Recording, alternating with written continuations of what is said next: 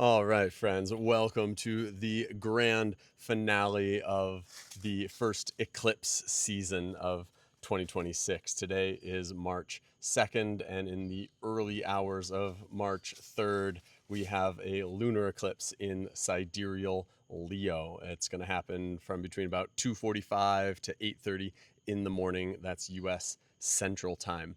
And so these are wild times. Perhaps you've noticed. And so 2 weeks ago, we had the solar eclipse in Aquarius, really brought up the question of, who does the system actually serve? Aquarius is all about the people, the populace, the public. And with the sun being eclipsed, the sun, the king, the leader being eclipsed in the sign of the people, some things are coming to light and seeing who's really being served by this system.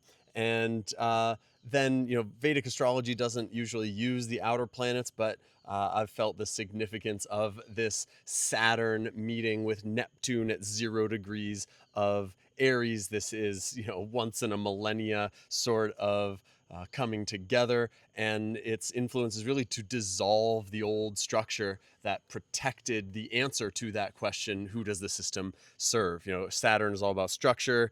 Neptune is dreaminess and lack of structure, and so the illusions of the old structure are coming to light, and the invitation is for us to imagine what a new structure could look like. And now, today, this week, as the Middle East, yep. So, there's something like World War III that that is evolving through a bunch of corrupt leaders trying to cover their tracks and meet their own needs. Nobody wants this war. There's nobody in favor of it. Nobody can even understand why it's happening. And so there's a bunch of hidden stuff that is motivating it. And this is, of course, happening as the lunar eclipse happens in the sign of Leo. Now, eclipses act as thresholds.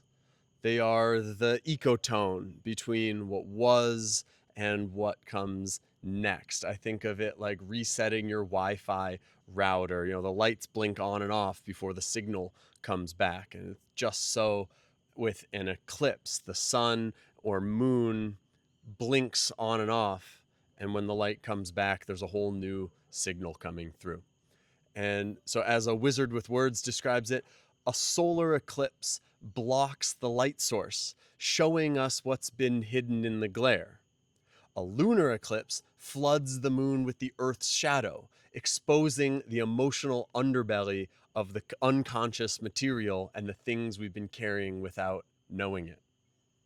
A lunar eclipse floods the moon with the Earth's shadow, exposing the emotional underbelly, the unconscious material, and the things we've been carrying without knowing it. And so this particular eclipse is lighting up the charts of many major global players, including the US, Israel, Iran, the United Kingdom, the House of Windsor, Trump, Netanyahu, Elon Musk, King Charles, and of course our friend Jeffrey Epstein. So Leo is the sign of kings, of government, of sovereignty. And as this eclipse arrives, we see all the wannabe kings invading the sovereignty of other nations as well as their own. And this is a perfect demonstration of the distorting impact of an eclipse.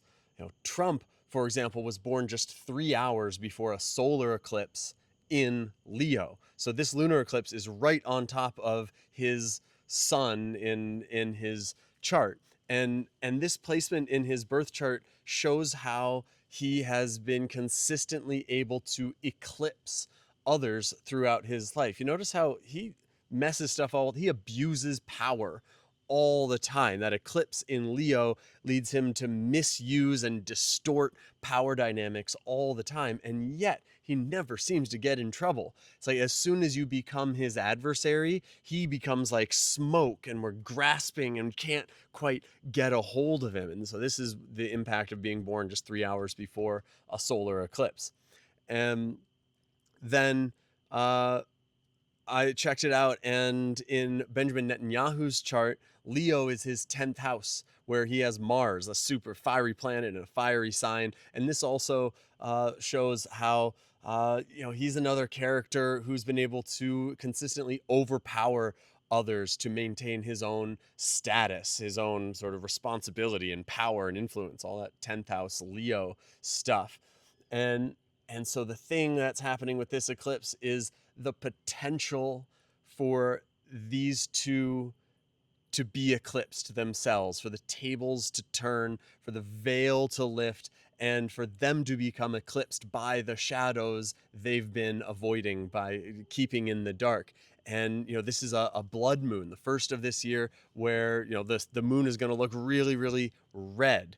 And that illumination, that red light, I think of as the way you use a red light to see in the dark. That makes me think of like the public awareness that is coming to light of all these shadow parts, all the hidden nonsense uh, carried by our purported kings.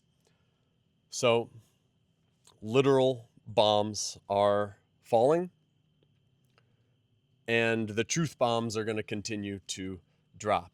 The question in both cases is, what is that ugly truth hidden in the dark by the kings who purport to rule us? That truth is likely to be ugly, uncomfortable, horrifying, but it is the only way through this mess is to acknowledge it and to dredge up all that ugliness in order for us to imagine a new and more beautiful system that actually serves the people that it's meant to. So this eclipse is only going to accelerate what's already been coming up. We are in the process of exposing the system and dismantling the structures which have been built on secrecy, exploitation, the hoarding of power, the misapplication of power. And so this is by no means the end of the world. However, it is the end of a world run on lies, fear, control, all these shadowy elements. And so I wish you courage in this process. It's going to be rough here for a minute, obviously, but be with your people. This is a lunar eclipse created by Ketu. And so, according to my teacher, Freedom Cole, that means this is a time to manifest your spiritual goals in the external world. This is not an eclipse to hide and stay inside. This is a time to actually be out in your community, to be figuring out what is your role in this process, and to get out there and give your unique gifts to the world at this transformative time. So take care of yourselves, take care of each other, and we'll see you out there.